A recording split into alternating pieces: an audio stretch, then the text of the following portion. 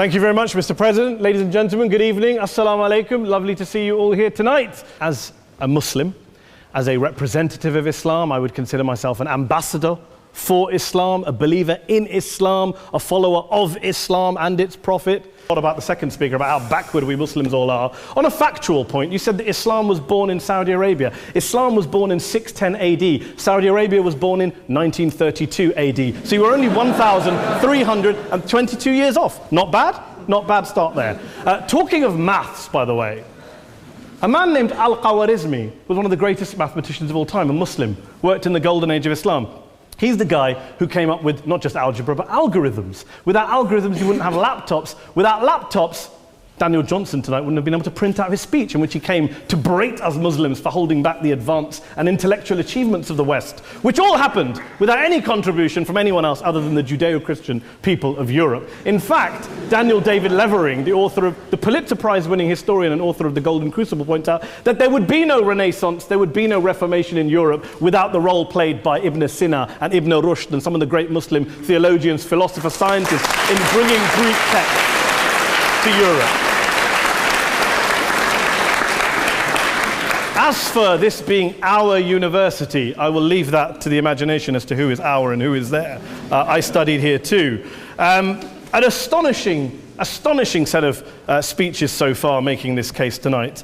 A mixture of just cherry-picked quotes, facts and figures, self-serving, selective, a farrago of distortions, misrepresentations, misinterpretations, misquotations.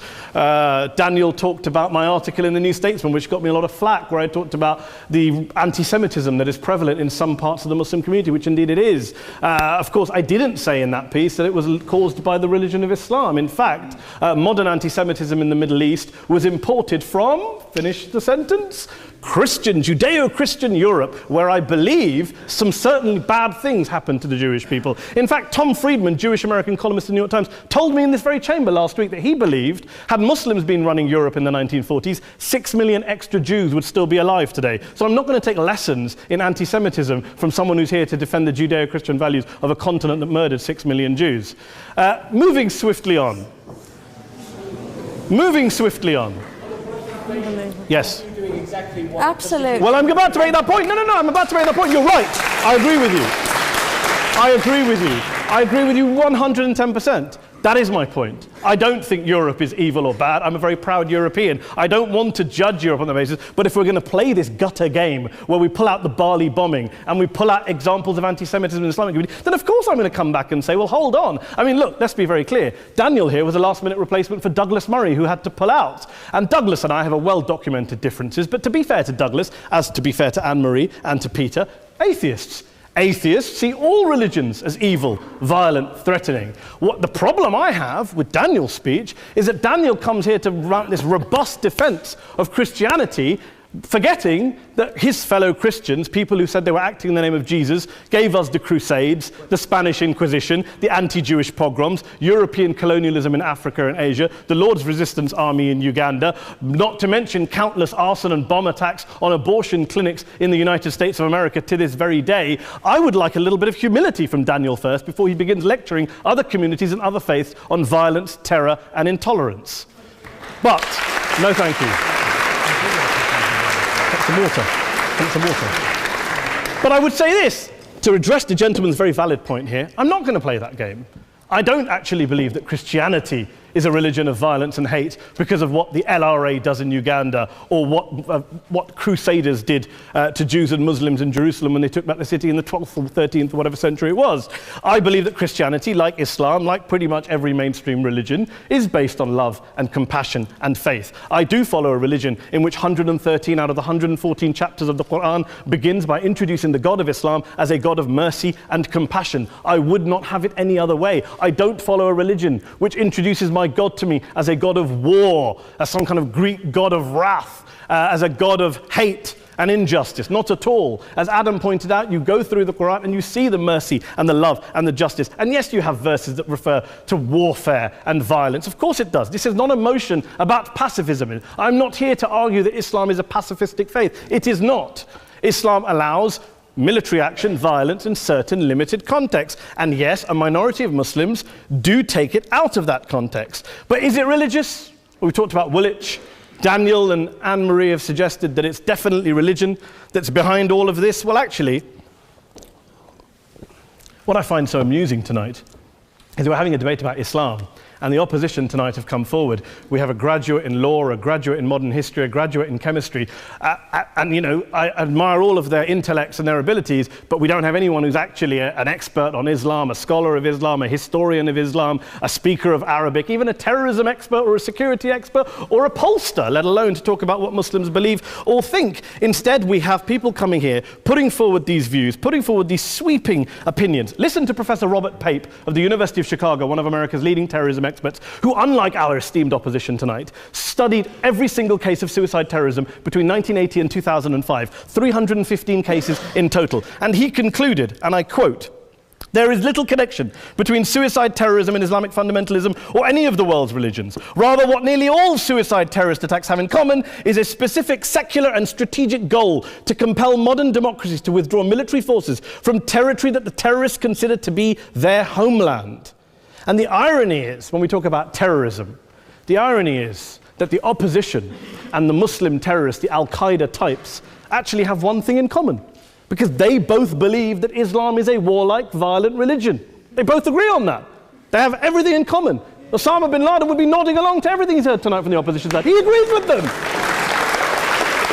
The problem is that mainstream Muslims don't. The majority of Muslims around the world don't. In fact, a gentleman here started quoting all sorts of polls. Gallup carried out the biggest poll of Muslims around the world, of 50,000 Muslims in 35 countries. 93% of Muslims rejected 9/11 and suicide attacks. And of the 7% who didn't, they all, when polled and focus grouped, cited political reasons for their support for violence, not religious reasons. And as for Islamic scholars and what they say, well, Daniel talks about our University of Oxford. We'll go down to Oxford Centre for Islamic Studies, get hold of a man named Sheikh Afifi al-Akiti, who is a massively well-credentialed and well-respected Islamic scholar who has studied across the world, who in the days after 7/7 published a fatwa denouncing terrorism in the name of Islam, calling for the protection of all non-combatants at all times, and describing suicide bombings as an innovation with no basis in Islamic law. Go and listen to Sheikh Tahir al-Qadri, one of Pakistan's most famous Islamic scholars, who published a 600-page fatwa condemning the killing of all innocents and all suicide bombings unconditionally without any ifs or buts. There's nothing new here. This is mainstream Islam, mainstream scholarship, which has said this for years. You don't go out and kill people willy-nilly in the high street or anywhere else, on a bus or a mall, based on verses of the Quran that you cherry-pick without any context, any understanding, any interpretation, or any commentary. Point of information. Please. Well, it doesn't happen apparently. I didn't say it doesn't happen at all. I never said it didn't happen. I don't blame Islam. Yes, it's a very good point. And a lot of us are campaigning against that. And we're campaigning against it in the name of Islam. We're campaigning against it in the name of various interpretations of Islam. Anne-Marie comes and scares us with her talk of Sharia law. I would like to see the book of Sharia law. It doesn't exist. People argue over what Sharia law is. And you empower the extremists by saying there is only one version. You empower them all. I don't believe you took any interruptions, Anne-Marie, so I think you should stay there for a moment. Several countries. Here's what we're dealing with. Here's what we're dealing with. I took your point. Here we are dealing with a 1,400-year-old global religion, followed by 1.6 billion people in every corner of the world, a quarter of humanity, of all backgrounds, cultures, ethnicities. And yet the opposition tonight wants to generalize, stereotype, smear in order to desperately win this debate. And here's my question, if we're going to generalize and smear.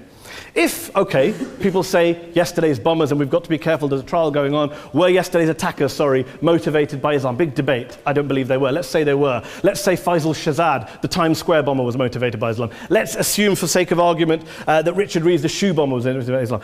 If Islam is responsible for these killings, if Islam is what is motivating these people, and Islam is therefore not a religion of peace, a religion of war, then ask yourself this question: why aren't the rest of us doing it? Why is it such a tiny minority of Muslims are interpreting their religion in the way that the opposition claim they are? Let's assume there are 16,000 suicide bombers in the world. There aren't. Let's assume there are for the sake of argument. That's 0.001% of the Muslim population globally. What about the other 99.99% of Muslims who the opposition tonight either ignore or smear? The reality is that the rest of us aren't blowing ourselves up tonight. The reality is that the opposition came here tonight not worried about the fact that me and Adam might pull open our jackets and blow ourselves up tonight because we're followers of a warlike warrior religion which wants to take over Europe and Daniel's university.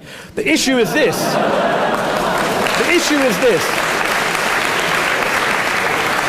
Unless the opposition can tell us tonight, and Peter Atkins is here, one of our great atheist intellectuals, can tell us tonight, can answer this question tonight, why don't the vast majority of Muslims around the world behave as violently and aggressively as a tiny minority of politically motivated extremists? Then they might as well give up and stop pretending they have anything relevant to say about Islam or Muslims as a whole. Ladies and gentlemen, let me just say this to you. Think about what the opposite of this motion is.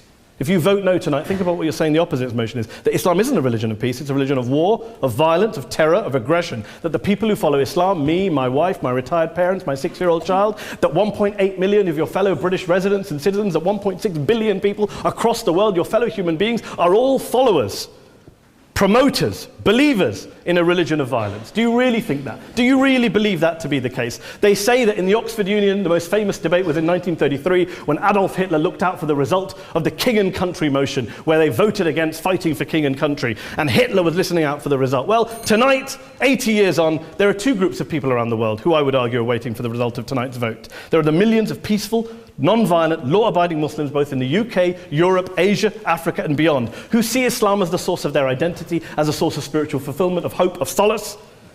And there are the phobes, the haters, the bigots out there who want to push the clash of civilizations, who want to divide all of us into them and us and ours and their.